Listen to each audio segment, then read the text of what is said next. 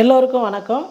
இன்றைக்கி காலையில் டிஃபன் கொஞ்சம் ஒரு 2-3 ஐட்டம் செய்ய போகிறோம். நம்ம என்னென்ன செய்ய போகிறோம், எப்படி செய்ய போகிறோன்றது பார்க்கலாம் வாங்க. பொங்கல் செய்கிறதுக்கு 1 டம்ளர் அரிசியும் பருப்பு 2 சேர்ந்து 1 டம்ளர், அதாவது 3/4 டம்ளர் பச்சரிசி, 1/4 டம்ளர் பாசிப்பருப்பு, இது ரெண்டும் ஊற வச்சு தண்ணியெல்லாம் வடிகட்டி எடுத்து வச்சுக்கிட்டேன். இப்போ பொங்கல் செஞ்சுக்கலாம். பொங்கல் செய்கிறதுக்கு 1 ஸ்பூன் நெய் சேர்த்துக்கிறேன். நெய் சேர்த்ததுக்கப்புறம் இந்த அரிசியும் பருப்பும் நல்லா தண்ணி இல்லாமல் வடிகட்டி வச்சுதான் இந்த நெய்யில் சேர்த்துக்கலாம்.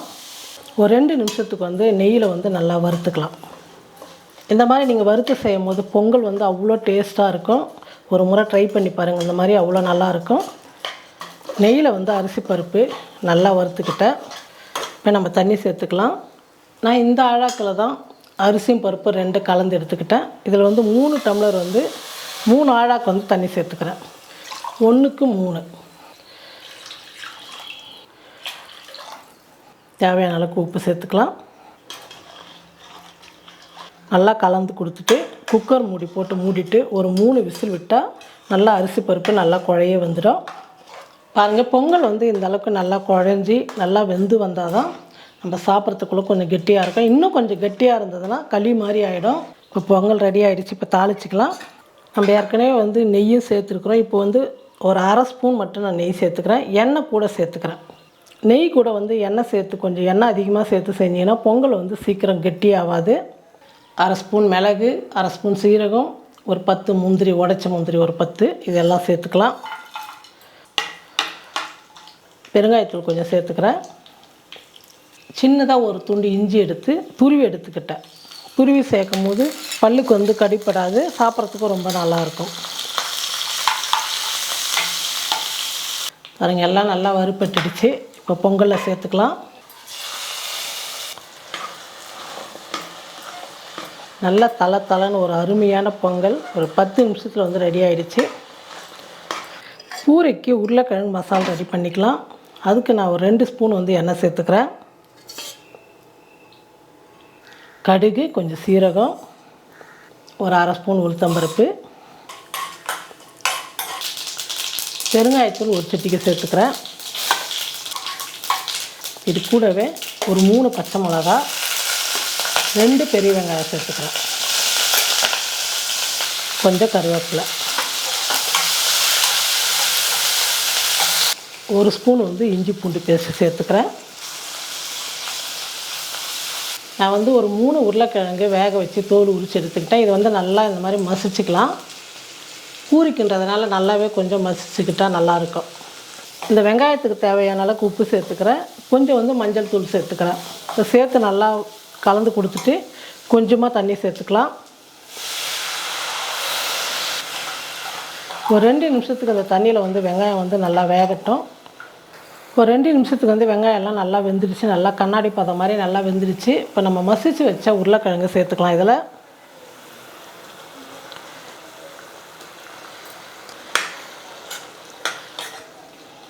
பூரிக்கின்றதுனால இன்னும் கொஞ்சம் தண்ணி சேர்த்துக்கலாம். ஸ்டவ் குறைச்சி வச்சு ஒரு 2-3 நிமிஷத்துக்கு நல்லா கொதிக்கட்டும். பாருங்கள், உருளைக்கிழங்கு மசாலா நல்லா கொதிச்சிடுச்சு. கடைசியாக கொத்தமல்லி தூவிட்டு நம்ம இறக்கலாம்.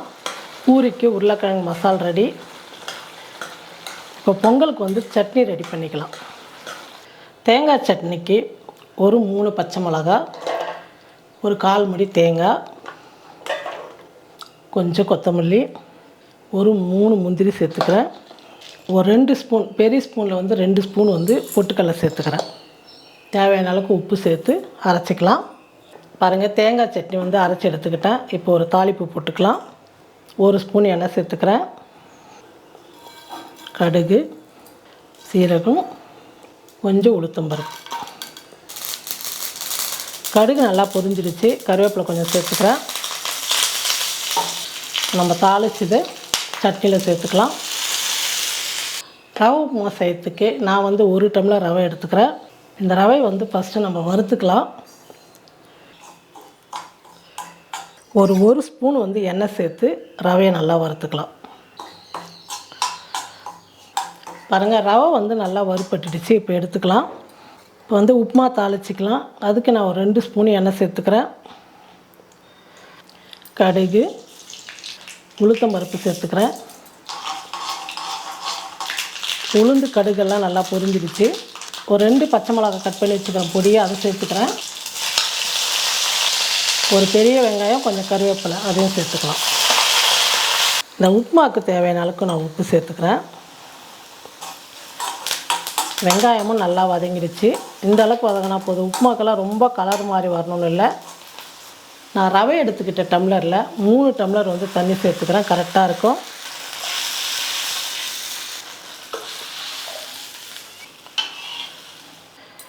தண்ணி நல்லா கொதிக்கட்டும்.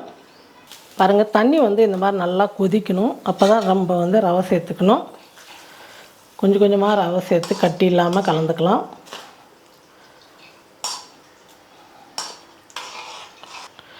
ஸ்டவ் வந்து குறைச்சி வச்சுட்டு செய்யும் போது உப்புமா வந்து நல்லா ஒட்டாமல் நல்லா சூப்பராக வரும்.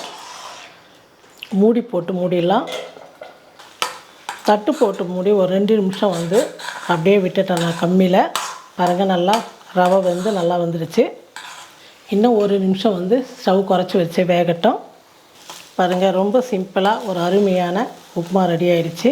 இப்போ நம்ம கேசரி பண்ணிக்கலாம். கேசரி செய்யறதுக்கு நான் ஒரு டம்ளரு ரவை எடுத்துக்கிட்டேன். இந்த ரவையை சேர்த்துக்கலாம். இது கூடவே வந்து ஒரு 2 ஸ்பூன் வந்து நெய் சேர்த்து ரவை வந்து நல்லா வறுத்துக்கலாம். கேசரிக்கெல்லாம் நெய் சேர்த்து வறுக்கும் போது நல்லா ஒட்டாமல் வரும். கேசரி நல்லாவும் இருக்கும். நல்லா நெய் சேர்த்து நல்லா வறுத்துக்குங்க. ரவை வந்து நல்லா வறுப்பட்டுடுச்சு. இப்போ எடுத்து ஒரு பாத்திரத்தில் மாற்றிக்கலாம். 1 டம்ளர் ரவைக்கு 3 டம்ளர் தண்ணி சேர்த்துக்கலாம். கொஞ்சம் கேசரி பவுடர் சேர்த்துக்கிறேன்.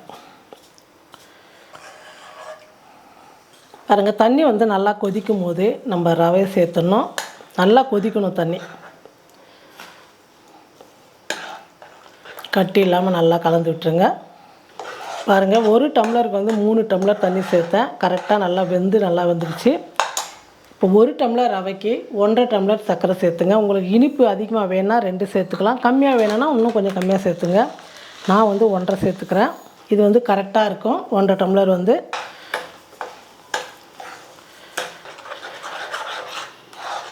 2 ஏலக்காய் வந்து இடித்து சேர்த்துக்கலாம். பாருங்கள், நான் உரலில் வந்து இடித்து எடுத்துக்கிட்டேன். இந்த ஏலக்காய் பொடி சேர்த்துக்கலாம். இடித்து சேர்க்கும் போது நல்ல மணமாக இருக்கும்.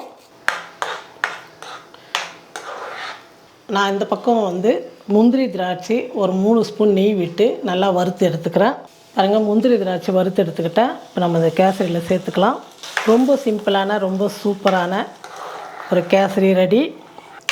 இந்த அளவுக்கு இருந்தால் தான் கரெக்டாக இருக்கும். ரொம்ப கெட்டியாக இருந்ததுன்னா சாப்பிட்றதுக்கு நல்லா இருக்காது. கேசரி ரெடி ஆகிடுச்சு. இப்போ நம்ம பூரி செஞ்சுக்கலாம். பூரிக்கு வந்து கோதுமை மாவு வந்து நம்ம பிசைஞ்சிக்கலாம். நான் எடுக்க போகிற மாவுக்கு 1 ஸ்பூன் வந்து ரவை சேர்த்துக்கிறேன். ஒரு 1/2 ஸ்பூன் சர்க்கரை சேர்த்துக்கிறேன். சர்க்கரை சேர்த்து செய்யும் போது பூரி வந்து நல்லா கலராக வரும். நான் இந்த கப்பில் வந்து 2 கப்பு கோதுமை மாவு எடுத்துக்கிறேன். இதில் போட்டு ஜலிச்சிக்கலாம்.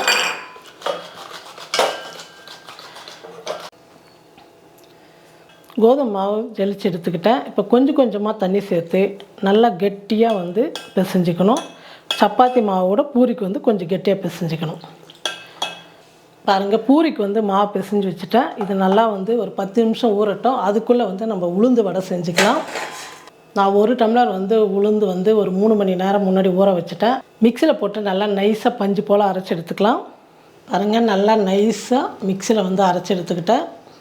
ஒரு வெங்காயம் பொடியாக கட் பண்ணிக்கிட்டேன். கருவேப்பிலை கொஞ்சம், பச்சை மிளகா, கொத்தமல்லி எல்லாமே வந்து ரொம்ப நைஸாக பொடியாக கட் பண்ணிக்கிட்டேன். இது எல்லாமே வந்து உளுந்து மாவில் சேர்த்துக்கலாம்.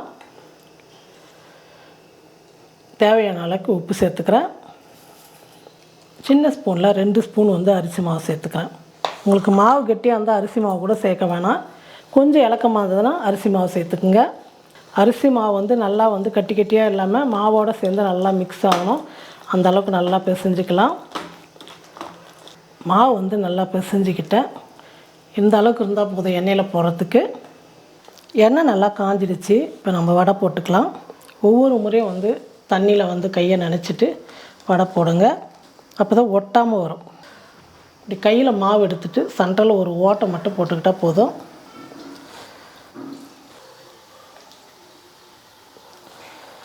இதே மாதிரி எல்லா மாவும் வடையாக சுட்டு எடுத்துக்கலாம்.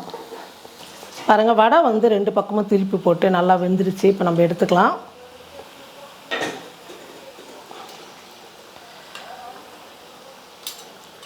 இதே மாதிரி இருக்கிற மாவெல்லாம் வடையாக சுட்டு எடுத்துக்கலாம்.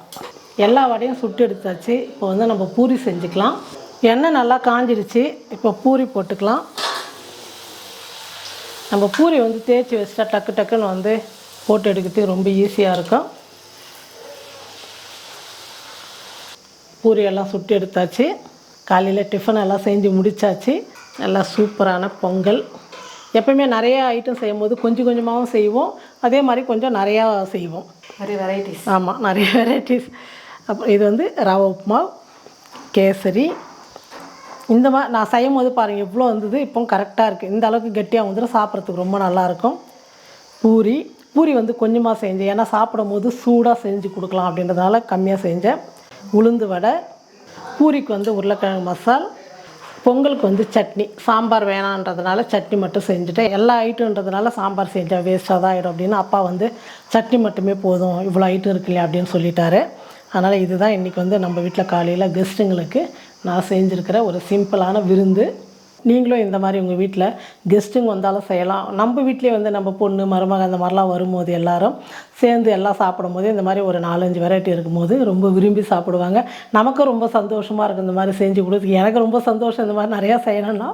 அதனால தான் காலையிலேயே இருந்து எல்லாமே டிஃபன் எல்லாம் முடிச்சுட்டேன். நீங்களும் இதே மாதிரி உங்கள் வீட்டில் டிஃபன் எல்லாம் செஞ்சு பார்த்துட்டு எப்படி இருக்குன்னு சொல்லிட்டு மறக்காமல் கமெண்ட் பண்ணுங்கள், ஷேர் பண்ணுங்கள். நன்றி.